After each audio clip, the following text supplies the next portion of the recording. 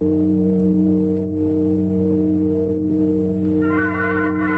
mais negamos um crime, mais a consciência nos obriga a pensar nele.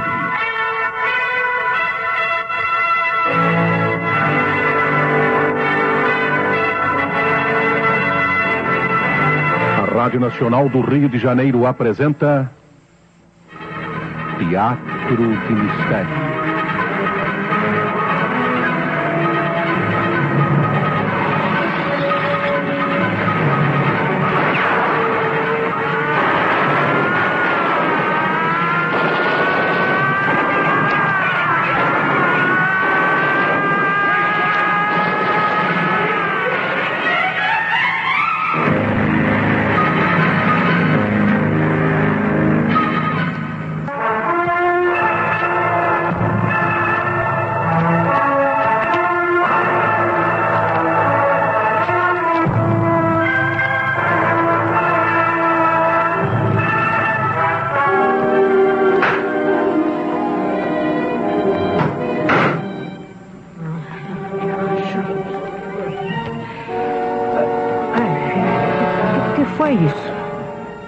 Parecia um tiro. Doutor Martins? Doutor Martins? O patrão não responde? Vai ver que eu estava sonhando. 11h30. Vou voltar para a cama.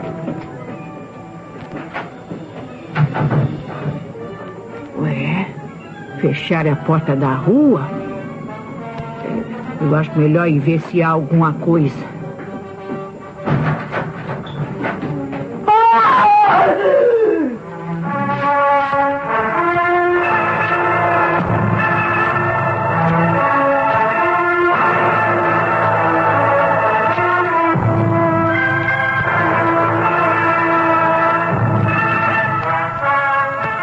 O Teatro de Mistério tem hoje em cartaz a peça original de Hélio do Soberal, Pistas Falsas. Os fatos e personagens desta história são fictícios. Qualquer semelhança com casos ou pessoas reais terá sido coincidência.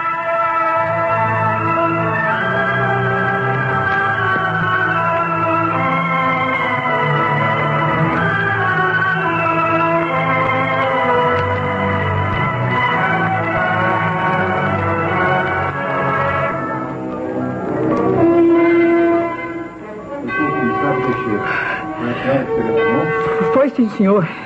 Meu nome é Maria. Os ladrões mataram meu patrão. Conte-me tudo, vai. Esse apartamento pertence à vítima? Sim, senhor. O doutor Martins morava aqui sozinho. Era viúvo e não tinha filho, não, senhor. Eu trabalho para ele há mais de 10 anos, sim, senhor. O doutor Martins vivia de rendimento. Há 2 anos que ele se aposentou. Foi então, né, que ele se mudou aqui para a Praia do Flamengo. E me diga uma coisa, ele tinha inimigos? Eu não sei que ele tivesse inimigo, não, senhor. A não ser algum marido, né, que o senhor compreende, né? Quer dizer que seu patrão era dado a conquistas amorosas. Bom, depois que ele ficou viúvo, ele jurou, né, que nunca mais ele se casava. Mas é que nem por isso ele deixava de ter as suas aventuras, né? Não, mas tá bem, mas conte-me o que aconteceu esta senhor, noite. Eu tinha me deitado às 10 horas, né, como de costume, e quando eu sonhei que alguém estava tocando a campainha aqui do apartamento. Isso é, né, alguém tocou mesmo, mas é que eu não fui abrir. O próprio doutor Martins é que atendeu a porta. E então eu voltei a dormir. E só acordei mais tarde quando eu ouvi um tiro. A senhora ouviu um tiro apenas? Meu senhor, pode ser que tenha sido 2, né? Sim. O primeiro me acordou, mas o segundo é que me fez levantar. Então eu fui até a porta da sala e chamei pelo patrão. Ninguém respondeu. Eu ia voltando para o meu quarto, ali pelo corredor, quando eu escutei alguém fechar a porta da rua. Sim. Eu entrei na sala e encontrei o doutor Martins assim, caído no tapete, com a cabeça cheia de sangue. E a senhora não mexeu em coisa alguma? Não, senhor. E só podia ter sido ladrão, né? O doutor Martins era rico. Esse apartamento está cheio de objetos de valor. E a senhora notou a falta de alguma coisa? Não, senhor. Nada foi roubado, não, senhor. Lembro que a senhora disse que ouviu o assassino sair. Sim. Vamos, dona Maria. A senhora suspeita de alguém e não quer me contar, hein? Em que a senhora está pensando? Deus me livre de levantar falso testemunho. Mas é que, olha aqui, meu senhor, pode muito bem, viu, ter sido aquele rapaz. Rapaz? Eu estou falando de um tal do senhor Roberto Mantosi, o marido de dona Iracema. Roberto Mantosi? Esse senhor. E qual é o endereço dele? Olha, ele mora com a mulher lá no apartamento na rua Cândido Mendes. Sim. Eu acho que o senhor Roberto descobriu que havia qualquer coisa entre o doutor Martins e a dona Iracema. Temos aí um belo motivo para um crime. Pois é. E a senhora não suspeita de mais ninguém? De mais ninguém não, senhor, seu doutor. Muito bem, vamos para a sala. Pois não. Quero dar uma espiada no local antes da chegada dos rapazes da perícia. Pois não.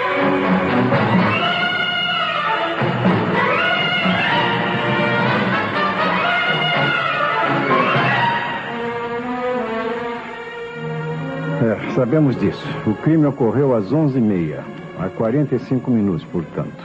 Aparentemente foram disparados 2 tiros. Sim, senhor.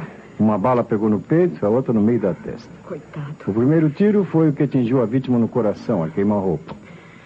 Repare, manchas de pólvora na gola do roupão. Coitado. Dr. Martins estava de pé, enfrentando seu agressor, e quando caiu, o assassino inclinou-se e disparou-lhe outro tiro na cabeça. Seu doutor, o senhor acha que... Pelo jeito, a pistola é de pequeno calibre, mas não há sinais de arma. É claro que o assassino a levou para que ela não comprometesse. O que é? O senhor não sente o cheiro, senhor comissário? Que cheiro? Aqui, o roubo do patrão está ensopado de perfume. Né? Cheiro? Sim, é um perfume doce, suave. Olha ali, Maria, sobre a mesa. Há 2 copos de cristal. Um é diferente do outro. E os 2 estão vazios. Não toque, Maria, não toque. Desculpe. Devem ter impressões digitais. Ai, meu Deus do céu. Coitadinho do doutor Martinho. Dona Maria, esses copos pertencem ao apartamento, hã? Esse copo aqui eu conheço, sim, senhor. É do jogo de cristal. Mas o outro... O que é que tem o outro? O outro eu não conheço, não, senhor. Esse copo aqui, esse grande aqui, não é nosso, não, senhor. Será que o assassino trouxe um copo para o local? Não sei. Não, mas ele não está cheirando a veneno? Eu vou erguer um pouco o cadáver sem deslocá-lo da sua posição. Eu quero ver a outra mão que está por baixo do corpo. Seu doutor, ele tem um papel amarrotado aqui na mão direita, olha lá. Sim. Olha aí. E nós não vimos antes, né? Porque estava debaixo do corpo, né? Sim, está amarrotado. Irei visitá-lo hoje, às 11 horas, para encerrar o assunto. Roberto. Foi o senhor Roberto quem matou meu patrão. Ana Maria, me dê o endereço completo desse Dr. Roberto Mantosi. Eu vou visitá-lo agora mesmo, enquanto as coisas ainda estão quentes.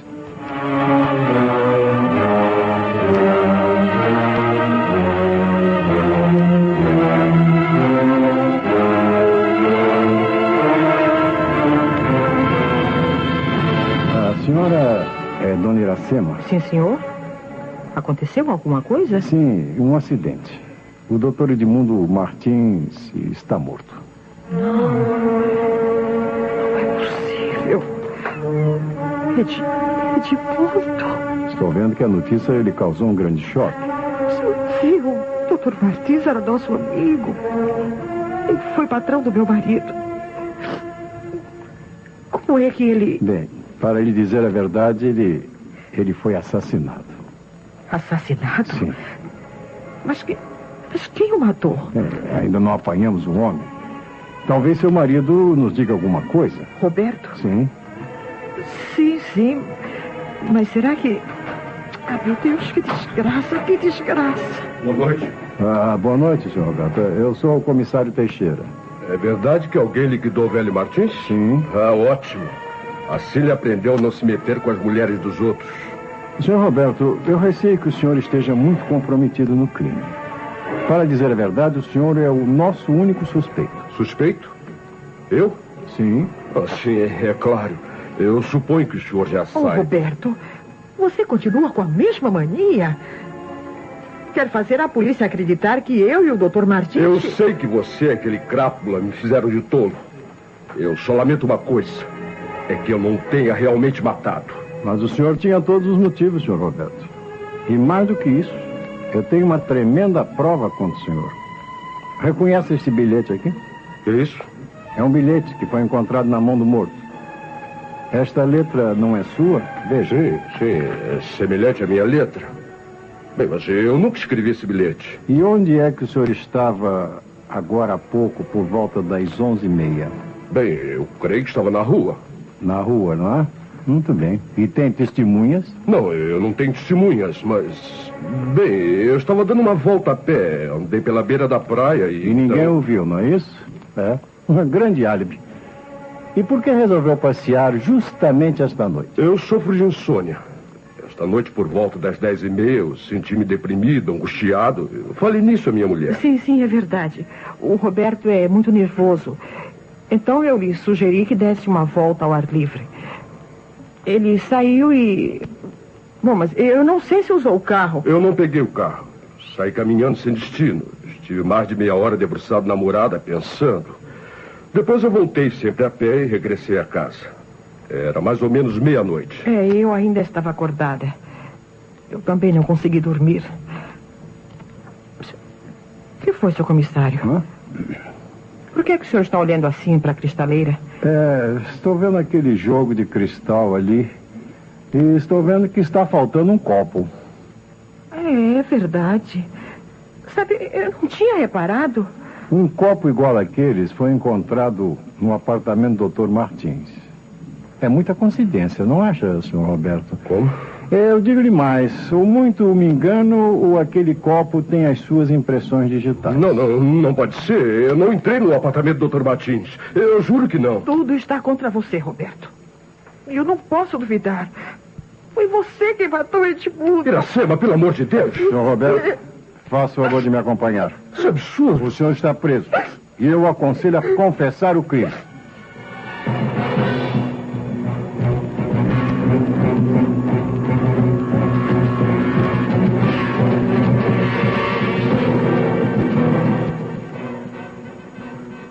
Bom, então a senhora viu um automóvel? Bem, eu estava na janela, aqui ao lado do apartamento do Dr. Martins. Era mais ou menos 11h15. De repente eu vi um carro parar na porta do edifício. O chofer buzinou 2 vezes. E quem era esse chofer? Não sei, não, senhor. Eu pensei que ele fosse sair do carro logo em seguida, mas não saiu. Fiquei uns 5 minutos olhando e, como não apareceu ninguém, voltei de novo para dentro. A senhora disse que o chofer buzinou 2 vezes? Era como se estivesse chamando alguém. Se não era para avisar ninguém, o homem devia estar louco. Tocou a buzina sem necessidade. E diga uma coisa, era um carro pequeno? Sim, senhor. Eu não precisei ver o número para reconhecê-lo. Era o automóvel daquele amigo do Dr. Martins, o senhor Roberto Mantozzi. Tudo se encaixa. O diabo é que a senhora não viu o chofer. Podia ser o próprio senhor Roberto. Apenas ele e a esposa dirigiam um carrinho. A senhora também conhece a esposa dele? Demais. De vez em quando ela costumava visitar o meu vizinho. Eram muito amigos. Quer dizer então que a senhora suspeita do senhor Roberto? Só podia ter sido ele, não é? Ainda para mais, o senhor disse que foi encontrado um bilhete. O Dr. Martins não recebia outras visitas assim com regularidade, não? Às vezes aparecia uma senhora ou outra. Sabe como é, não é? Mas a governante pode falar melhor do que eu. A governante ainda está muito abalada. Quem sabe talvez a senhora... Bem, eu posso lhe citar outra moça que também andava de amores com o Dr. Martins. Sim, quem é? É uma vedete de teatro, chama-se Selminha.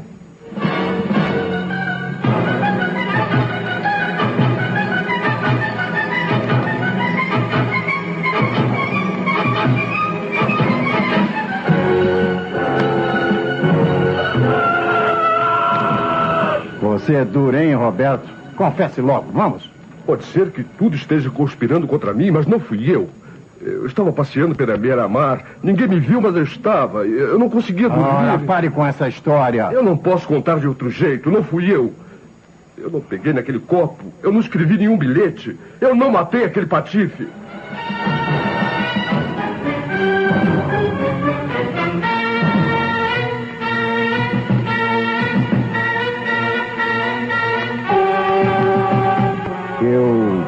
prazer de falar com a atriz Selma Albany? Oh, sim.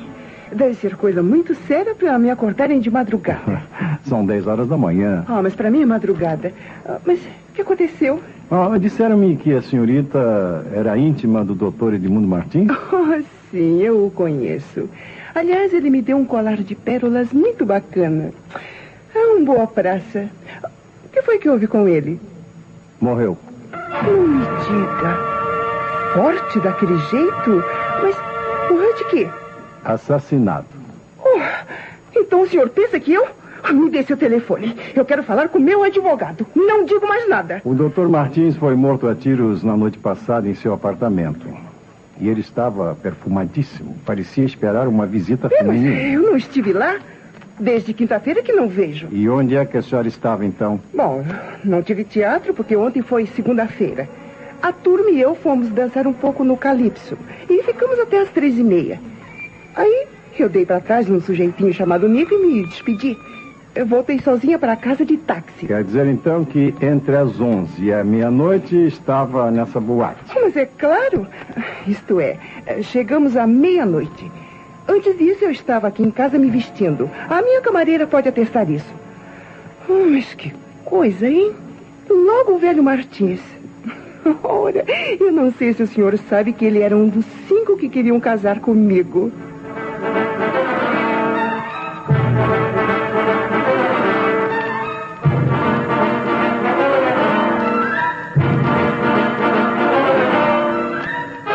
Então o caso está nesse pé. Sim, senhor inspetor. Mas temos outro indício. Os peritos encontraram um bilhete queimado num cinzeiro de pé no apartamento da vítima. O dizer do bilhete só poderão ser conhecidos depois de um exame apurado. Possivelmente será outra prova contra o senhor Roberto Mantosi. Só existem provas contra ele. Já soube do resultado do exame feito no copo de cristal? Sim. Os peritos encontraram impressões digitais do suspeito. Havia para mais de 5 marcas excepcionalmente nítidas. E o copo pertence a um jogo de cristal de sua propriedade. O que eu não entendo, inspetor, é para que foi que o assassino levou aquele copo para o local do crime? Há muitas coisas neste caso que eu também não entendo. Olha aqui o relatório. Uma vizinha do apartamento da vítima descobriu que o carro do suspeito esteve parado em frente ao edifício por volta das 11h30. Eu sei. É outra prova contra o senhor Roberto Mantosi. Mas o diabo é que o homem não confessa, inspetor. Mas com tantas provas, eu acho que nem seja necessária uma confissão. Há qualquer coisa de estranho neste acúmulo de provas. Isso não é natural, não. Ninguém, em seu juízo perfeito, mata um desafeto gritando o próprio nome aos 4 ventos. Olha isso aqui, por exemplo. Uma vizinha disse que o chofer do automóvel tocou a buzina 2 vezes ao chegar. Podia ter batido com o cotovelo no volante e... 2 vezes? Não. Se foi ele, o chofer devia ter outros motivos para proceder assim. Se foi ele? Mas, inspetor, o senhor acha que podia ter sido outra pessoa?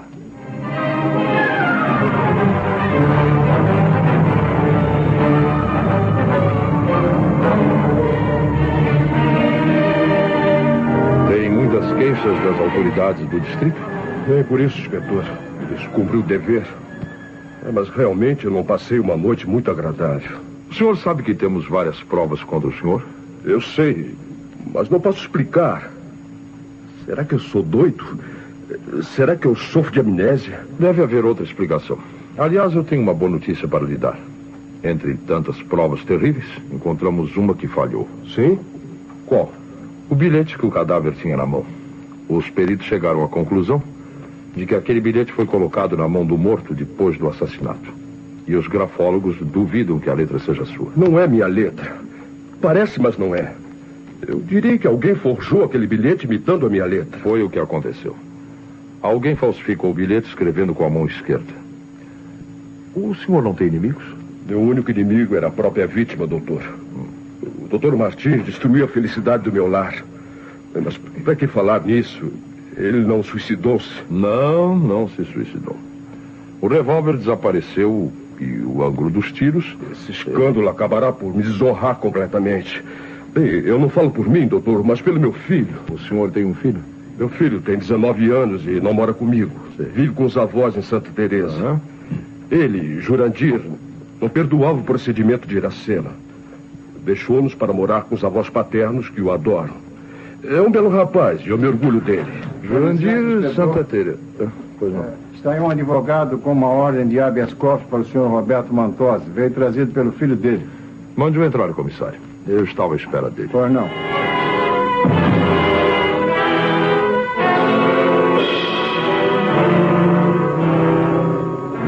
Creio que papai não falou a meu respeito para não me envolver nesse desagradável acontecimento. Ele não tinha outros motivos para se esquecer de mim. É o que penso, Jurandir.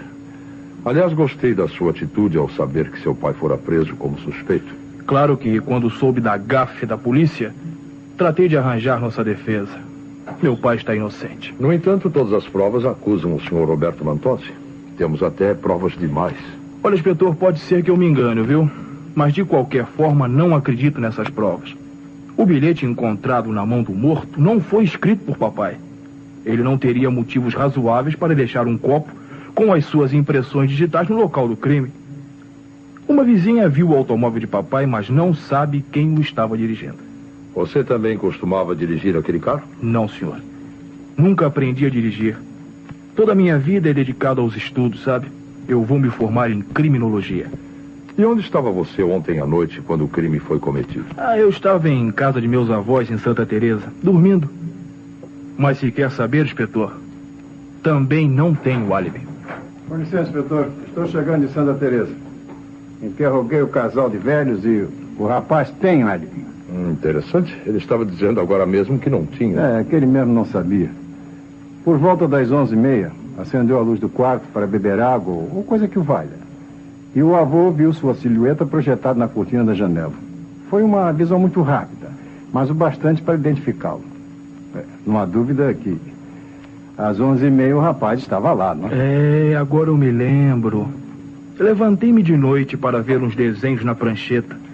Naturalmente, meu avô me viu curvado sobre os papéis. Desenhos? Você também é desenhista? Sim, senhor. Eu trabalho para uma revista à noite. Meu pai ganha pouco, sabe? Não pode me custear os estudos. Por quê, hein? O senhor não gosta de desenhistas? Não é isso, rapaz. Eu não gosto de assassinos.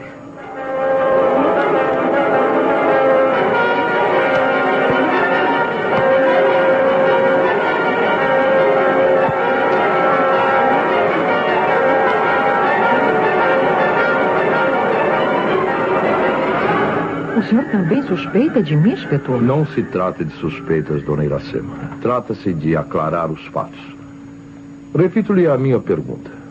Onde foi a senhora ontem à noite? Por que marcou uma entrevista com o Dr. Martins em seu apartamento? Eu não marquei encontro com ninguém. Eu não saí de casa durante a ausência de Roberto. Então, o que é que a senhora está escondendo? Bom, inspetor, afinal de contas, ele é meu marido. Mas se o senhor quer saber da verdade, saiba que ele saiu no carro, sim, senhor. Ele não foi passear pela beira da praia, como afirmou, não. Ele saiu no carro que eu vi. Ouviu o quê? Eu vi o Roberto entrar na garagem e sair com o automóvel. Só voltou depois da meia-noite. Eu não falei antes para não comprometê-lo ainda mais. Como sabe que era seu marido? Não, só podia ter sido ele. Quando eu lhe sugeri que saísse para dar uma volta, ele fechou a porta e se afastou. Pouco depois, ouvi o carro sair da garagem. Poderia ser outra pessoa? Um bom advogado diria que a senhora está querendo complicar um homem com quem se casou, mas a quem jamais demonstrou amar. Por que marcou uma entrevista com a vítima? Mas eu não marquei entrevista com ninguém. O senhor não tem provas, inspetor? Tenho, sim. Os peritos examinaram um bilhete carbonizado que estava no cinzeiro do apartamento do crime. Nesse bilhete, escrito com letra feminina, havia as seguintes palavras. Aqui está. Irei hoje, às 11 horas da noite, a seu apartamento. Queime este bilhete. Mas eu não escrevi isso, não. Letra de mulher. A sua letra, talvez. Ainda vamos fazer um teste. Pode fazer os testes que quiser. Eu não saí de casa ontem à noite. Mas, segundo me disse, não tem testemunhas. Bem, inspetor, é melhor contar tudo. Eu tenho uma testemunha, sim, senhor. Sabe, existe um homem que me viu em casa na ausência do Roberto. Ele me pediu para não falar nada, mas diante das circunstâncias... Quem é esse homem? É um ladrão profissional. Um ladrão que tentou assaltar a nossa casa quando viu meu marido sair. Mas, pelo amor de Deus, prenda esse homem e faça-o falar. É a única testemunha que sabe que eu não saí naquela noite.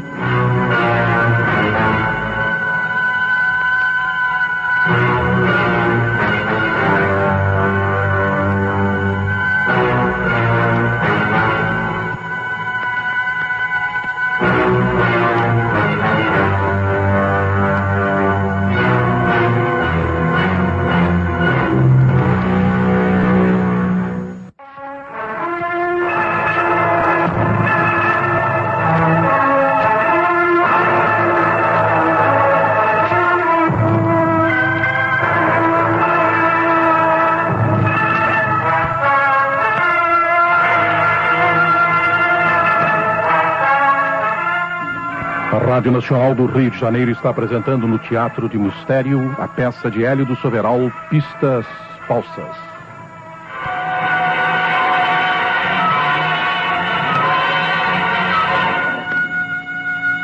Um ladrão profissional. Era um mulato magro, alto, com a cara de macaco. Olha, se eu visse outra vez, eu tenho a certeza de que eu reconheceria. Ele falou comigo, inspetor. Conte-me a história. Bom, pouco depois de Roberto sair, eu ouvi um ruído na janela da sala. Eu me levantei pé ante pé e fui investigar. Havia um homem no peitoril da janela. Eu esperei que ele entrasse e acendi a luz. Sabe, eu não sou nervosa não, inspetor. Eu estava armada com a pistola de meu marido. Seu marido tem armas em casa? É uma pistola automática, calibre 32. Ele sempre o guarda na mesinha de cabeceira. É evidente que não se trata da arma do crime, não é? Tem razão. A arma do crime foi um revólver de pequeno calibre. Eu pergunto a mim mesmo por que seu marido não teria usado a própria pistola se foi ele quem matou o Dr. Martins. Mas continue. Bom, eu enfrentei o ladrão e ele apanhou um susto tremendo. Disse-lhe que ia chamar a polícia. Aí o homem caiu de joelhos e me implorou que não fizesse. Jurou que estava com fome, que era um infeliz. Sabe, ele me comoveu. Aí eu deixei que ele fugisse. Mas antes de partir, porém, ele me pediu que não me denunciasse. E foi por isso que eu me calei. Bom, se esse ladrão existe, tem que ser encontrado. Ele representa a sua única testemunha. Como vamos encontrá-lo? Eu não sei, inspetor. Eu não conheço, não sei o nome dele, nada. Um momento. Ô, Silva! Pronto, inspetor? Acompanhe Dona Iracema até os arquivos. Eu quero que lhe mostre todos os ladrões conhecidos e fichados para ver se ela identifica algum deles. Comece pelos ventanistas.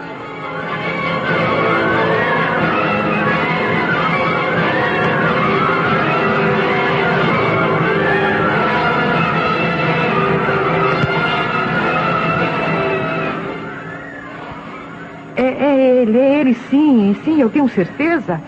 Olha, a mesma cara, o mesmo olhar. É ele, inspetor, é esse aqui. Deixa eu ver. Bico Doce.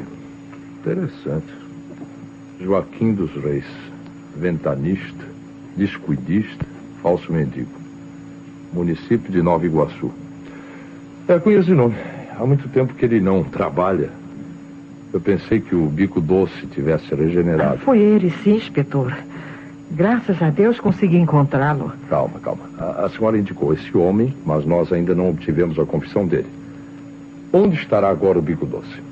Eu vou mandar dar uma batida pelos pontos onde o Bico Doce costumava aparecer. Se não me engano, o Justino Dedo Duro deve manjar esse pinta braba. Com licença, inspetor. Eu trago uma novidade. Boa tarde, dona Iracema. Boa tarde, senhor comissário. Eu não sei se devo, mas... Dona Iracema, a senhora conhece esse revólver? Onde foi que o encontrou? Estava numa lata de lixo nos fundos da sua casa. É um revólver francês de pequeno calibre, cabo de madrepérola. E o mais interessante é que tem as duas séries de impressões digitais. Uma do seu marido e outra da senhora. Esse revólver me pertence. Alguém o roubou do meu armário, com certeza. Hoje de manhã, quando fui procurá-lo, não encontrei. Certamente foi Roberto. Só podia ter sido ele. Mais uma prova contra seu marido, dona Iracema. Ou contra a senhora, se a história do ladrão não for verdadeira. Foi essa a arma do crime? Foi sim, senhor inspetor. Os peritos que examinaram as balas encontraram todos os pontos de referência no cano do revólver. As 2 balas fatais foram disparadas por esta arma. Se Dona Iracema tem um álibi, não há a menor dúvida que foi o marido do assassino. É o que parece. No entanto, não sei não. Mas estou achando que são provas demais.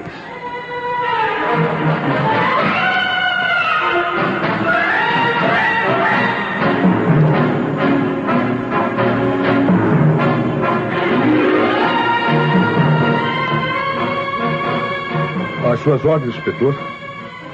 Eu vim logo que o senhor mandou chamar. Sr. Roberto, eu tenho uma péssima notícia para lhe dar. Sim? Encontramos a arma do crime numa lata de lixo de sua casa. Era a minha pistola automática? Não. Um pequeno revólver de cabo de madrepérola.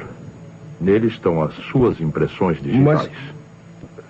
Bem, eu não quero comprometer ninguém, mas esse revólver de Iracema, minha mulher o ganhou de presente do Dr. Martins e tinha guardado numa gaveta do armário. Eu peguei nele 1 ou 2 vezes, mas dou-lhe a minha palavra de honra que não o usei para matar... Sabe que esta descoberta compromete sua esposa? Eu imagino que sim. Mas não acredito que Iracema tenha assassinado o velho. Não podia, estava em casa quando eu saí para passear. Não, inspetor, eu também não acredito que tenha sido Iracema.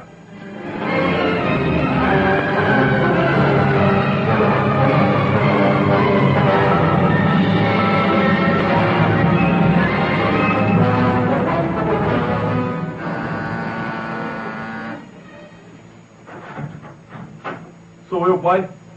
Posso entrar? Eu vi quando a mamãe saiu e... Entre, Jurandir. O que é que você quer na casa de um assassino? Então você é o único que tem certeza disso.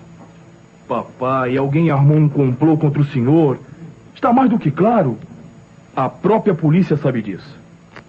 O inspetor sabe que não pode acusá-lo com provas tão frágeis. Não são tão frágeis assim, meu filho. O copo, o bilhete, o automóvel... São provas forjadas, papai. Ninguém pode acreditar que o senhor, se quisesse matar o velho, deixasse atrás de si tantos indícios comprometedores. Mesmo que não encontrem o verdadeiro assassino, garanto-lhe que o senhor será absolvido. Eu espero que sim. Realmente, pensando bem, eu confio no senhor, meu pai. Eu confio no senhor. E quero que o senhor confie em mim. Eu sempre tive jeito para detetive, sabe, papai? Pois bem, eu dou-lhe a minha palavra de que hei de descobrir o assassino. Ou melhor, a assassina. Bem, se você pensa que sua mãe... Estou pensando numa certa vedete de teatro que a polícia esqueceu. Por favor, Jurandir, não se envolva neste caso. Eu quero você longe dessa miséria toda. Já basta o escândalo, a vergonha.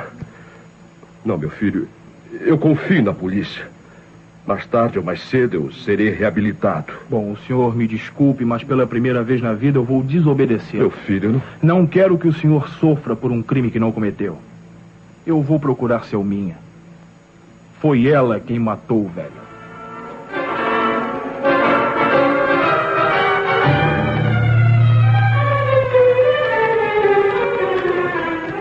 Mas o que é isso? Você está biruta, rapaz? A polícia já desistiu de me interrogar? Eu tenho um álibi. Ora, todos nós temos álibis. Mas alguém matou o Dr. Martins. Eu acho que foi você. Engraçado. Seu pai vai para o xadrez e você quer atirar a culpa para cima de um Cristo qualquer. Ah, não, mas comigo não. O Dr. Martins ia se casar com você, não é? E daí? E de repente mudou de ideia. Descobriu que você não tem emenda. Ah, conversa. O velho se guiava muito por mim. Eu é que nunca pensei em me casar com ele. Aliás, depois que ele me oferecia os presentes, era sempre eu quem lhe dava o fora. E ele aprendeu a odiá-la. Até que naquela noite ameaçou-a. Não foi? Então você puxou o revólver e... Mas que revólver? Eu nunca tive faca nem revólver. Eu só tenho unhas e dente. Olha aqui, você é um menino bonzinho. Eu tenho pena de você, sabe? Por isso você está desculpado. Mas olha aqui, queridinho, não fui eu quem matou o velho. Palavra que não fui eu. Ai, meu Deus, se não foi você... Pois é, queridinho, se não fui eu, só podia ter sido ele.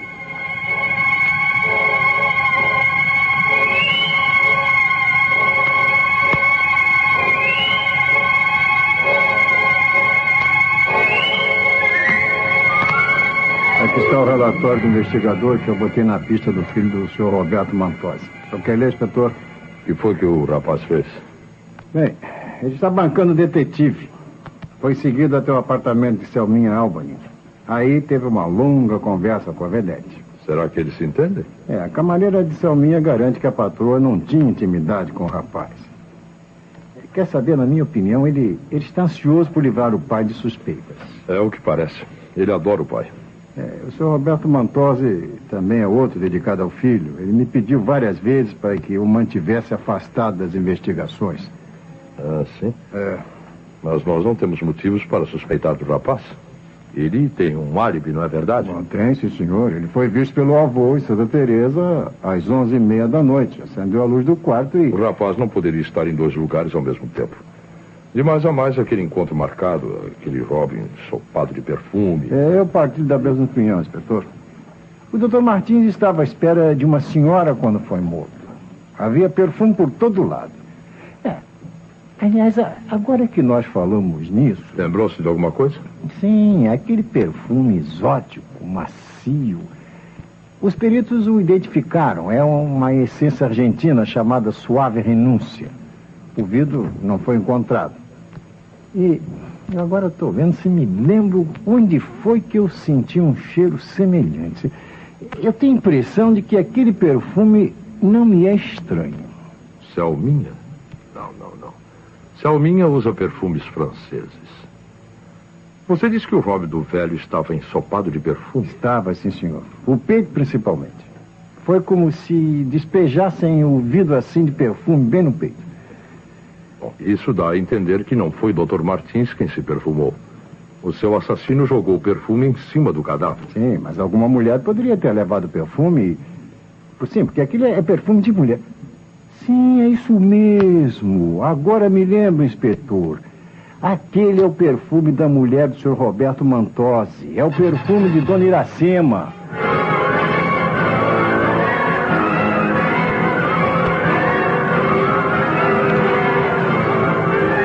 Seu ladrão ainda não apareceu, minha senhora. Em compensação, descobrimos que o Dr. Martins usava o mesmo perfume que a senhora. Suave Renúncia? Sim, eu realmente tinha um vidro desse perfume, mas não tenho mais. Desapareceu da minha penteadeira. Seu marido também o roubou, não é verdade?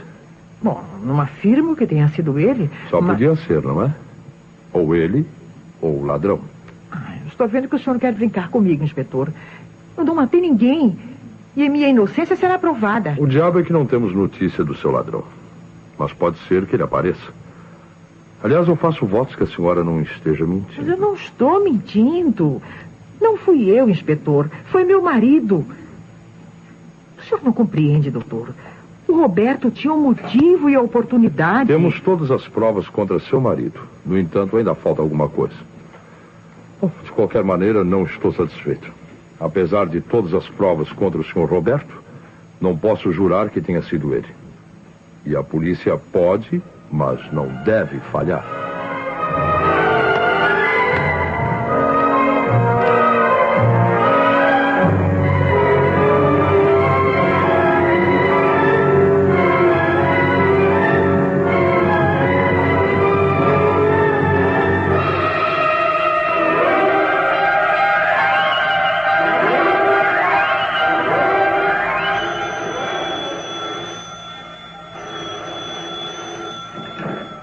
Alô? Pronto. Encontrou o ladrão? Em Nova Iguaçu? Na cadeia. Pois é. Preso na madrugada de anteontem, pouco depois de ter tentado assaltar a casa do Dr. Roberto. Bom, quer dizer que ele tentou realmente assaltar a casa? Está certo. Disse que conversou a dona e ela não chamou a polícia. Escapou pedindo que a mulher não o denunciasse. Foi depois disso que pegou o trem para Nova Iguaçu e caiu nos braços de 2 soldados. Ótimo. Trago. Enquanto isso, eu vou fazer um pequeno exercício, pois ando muito necessitado. Vou passear de automóvel com o verdadeiro assassino do Dr. Martins. Olá, inspetor. Que é isso, doutor? Vai sair? Sim, Teixeira. Mas estou levando esta arma de maneira que não preciso de você. Prefiro ir sozinho. E o que é que o senhor vai fazer? Uma pequena diligência ambulante. Pois eu também sei, inspetor. Não foi a dona Iracema nem o marido dela. Quem foi, então? Está na cara. O assassino foi o Jurandir, o filho do senhor Roberto. E como é que você chegou a essa conclusão? Que o álibi do rapaz é falso. O álibi é perfeito. Hã? O rapaz estava em Santa Teresa quando o crime foi cometido. Não se esqueça de que um velho em cuja integridade acredito sem reservas viu a sua silhueta na cortina da janela. É isso que não cola, inspetor. Parece fita de cinema. A sombra de Jurandir, segundo disse o avô, estava imóvel. Ora, o rapaz é desenhista. Poderia muito bem ter recortado um boneco de cartão semelhante ao seu perfil e colocado assim com uma luz por trás. Muito trabalhoso e pouco verossímil. Se fosse assim, o rapaz estaria ausente. Então, quem acendeu e apagou a luz? Um mecanismo inventado por ele. Uma espécie de cortador de circuito elétrico. Depois do crime, ele destruiu o mecanismo e queimou o boneco. Mas ele garante que, bem baratinado, eu acredito que ele vai confessar tudo, hein? Também acredito que confesse, Teixeira. Mas não foi ele. O verdadeiro assassino é outro. Não tenho provas decisivas contra ele, mas confio na psicologia. A psicologia não pode nem deve falhar. A minha, pelo menos, nunca falhou.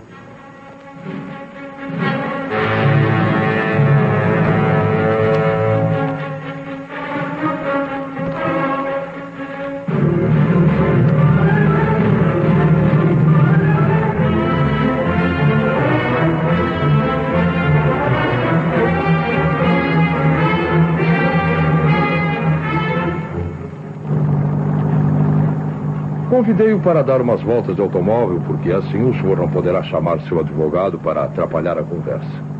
Assim ninguém o localizará para obrigar-me a soltá-lo outra vez. Quer dizer que o senhor acredita mesmo que é sido eu? Tenho a certeza de que foi o senhor, Sr. Roberto. O resto da polícia suspeita do senhor. Mas só eu tenho a certeza. E o que levou a ter certeza? As provas que se acumularam contra mim? Não. Nós sabemos que essas provas foram forjadas. Sendo assim, eu sou uma vítima e não um criminoso. Esta manhã estive estudando o caso por um outro ângulo e descobri que as provas que o incriminavam também podem ter sido forjadas pelo senhor. Absurdo. Parece absurdo, mas não é. O senhor conhece os nossos processos. Sabe que a polícia nem sempre entrega um assassino à justiça, munida de todas as provas necessárias para enfrentar a dialética de um bom advogado. Foi pensando nisso que o senhor cometeu o crime. Crime perfeito, sem dúvida alguma.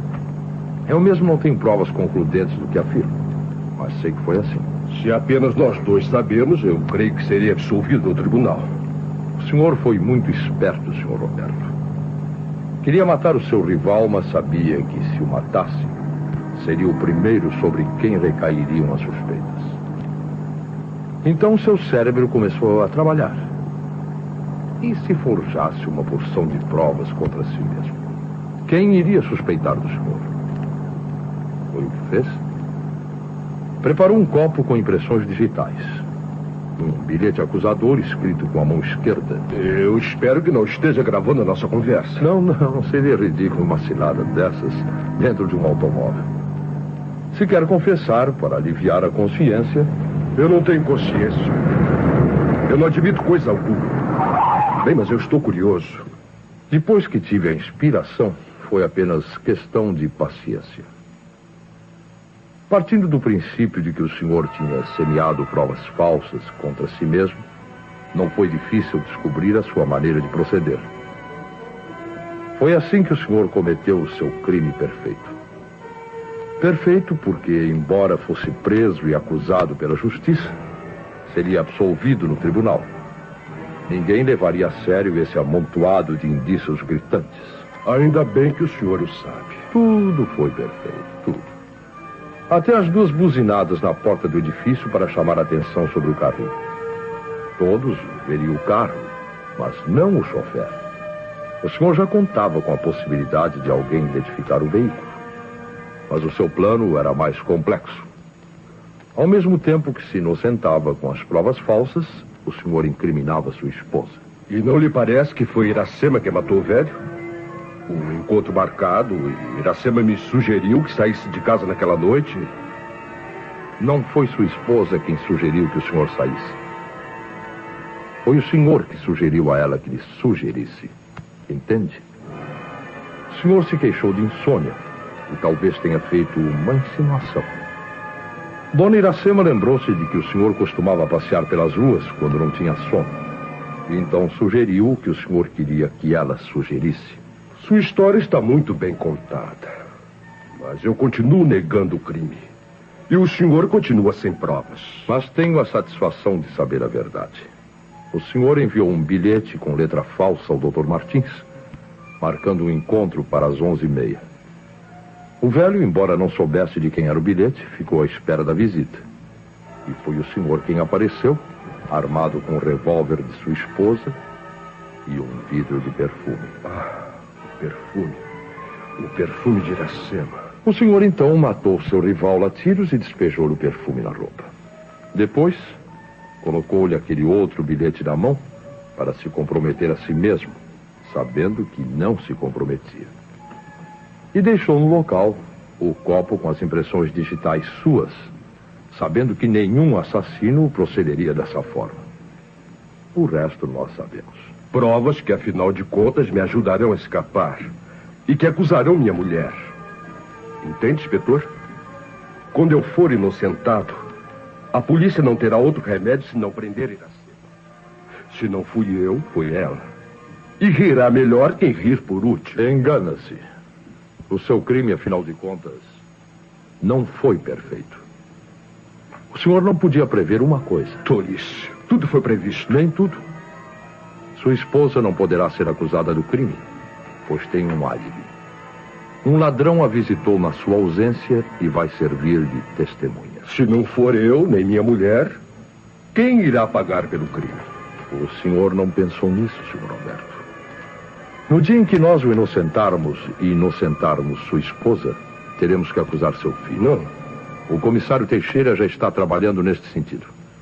Seu filho irá pagar pelo crime que o senhor cometeu. Não. O Jurandir tem um álibi. Jurandir não podia... Às vezes é mais fácil inutilizar um álibi verdadeiro do que um falso. Jurandir podia ter forjado o álibi e morto o Dr. Martins, pelos mesmos motivos que o senhor. Lamento lhe dar essa triste notícia. O senhor está livre, senhor Roberto, mas seu filho será processado. Espere. Se é assim, eu não quero que ele sofra as consequências da minha loucura. Está bem, inspetor Ribeiro. Foi tudo como o senhor disse. Eu estou disposto a confessar.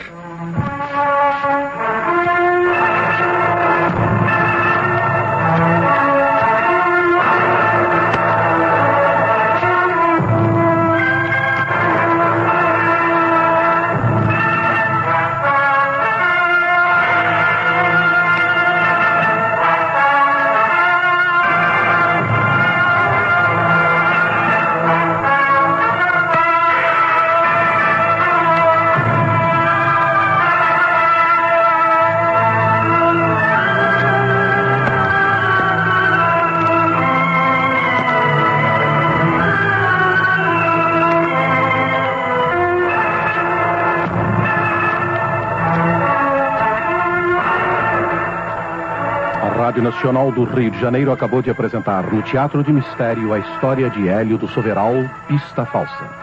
Estiveram em cena na história de hoje os seguintes artistas: Comissário Teixeira, Cauê Filho; Iracema, Carmen Dolores; Roberto, Wilson Marcos; Vizinha, Yara Jordão; Selma, Silvia Augusta; Jurandir, Laio Júnior; Inspetor Ribeiro, Carlos Leão; Controle de som, Cesário Bernardes; Sonofonia, Urgel de Castro, operada por José Marques. Assistente, Jorge Araújo. Ensaiador, Cauê Filho. Contra-regra, Isaías Silva. Direção de Rádio Teatro, Deise Lúcio. Atenção! O Teatro de Mistério da Nacional é apresentado sempre aos sábados, às 8h05 e reapresentado às segundas-feiras, às 22h05.